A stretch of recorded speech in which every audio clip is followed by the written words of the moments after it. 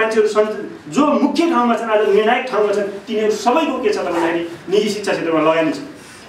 र उनीहरूले कुनै पनि हालतमा के छ त भन्दाखेरि यसलाई चाहिँ यो निजीकरणबाट यसलाई मुक्त गर्न चाहन्छन्। त्यसो भएको हुनाले यो लडाइँ चाहिँ के हो त भन्दाखेरि हाम्रो आन्दोलन, हाम्रो सङ्घर्ष के हो त भन्दाखेरि शिक्षालाई र स्वास्थ्यलाई कम्तीमा पनि राज्यले चाहिँ आफ्नो दायित्वभित्र दिनुपर्छ र यसलाई नाफाको होइन, यसलाई सेवाको क्षेत्रमा परिणत गर्नुपर्छ भन्ने सन्दर्भसहित हामी यो अन्तर्क्रियामा छौँ। र अरू मुख्य विषयहरू हामी हाम्रा अग्रजहरू सबै यहाँ आउनुभएको छ, उहाँहरूको सुझाव सल्लाह लिएर अबको आन्दोलनको दिशालाई पनि अगाडि बढाएर लैजानेछौँ भन्ने कुरा राख्दै आफ्नो विषय यहीँ टुङ्ग्याउँछु। हस्त हेर्नु होला, यो एकदम दुई तिनवटा त्यो जिउरो चपाएर कुराकानी गरिरहेको छ होइन।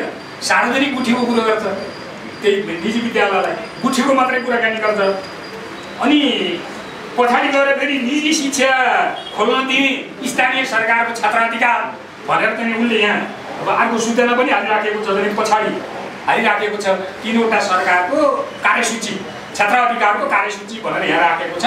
त्यो मध्ये निजी शिक्षाहरू खोल्न दिने अधिकार पनि स्थानीय सरकारको क्षेत्राधिकार भनेर उसले दिइराखेको छ।